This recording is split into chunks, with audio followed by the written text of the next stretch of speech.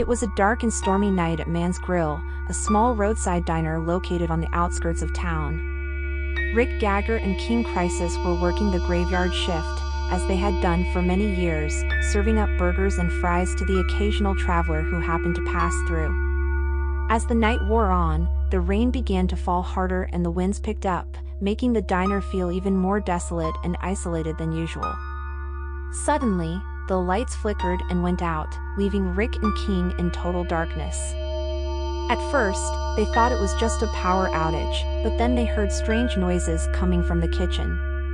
It sounded like someone, or something, was moving around in there. King was the first to venture into the kitchen to investigate, but as he reached for the light switch, he felt a cold, clammy hand grab his shoulder. He turned around to see a ghostly figure standing before him, its eyes glowing with an otherworldly light. Rick, hearing King scream, rushed into the kitchen to find his friend cowering in fear. But as he looked up, he too saw the ghostly figure and felt a chill run down his spine. It was then that they realized the true horror of Man's Grill.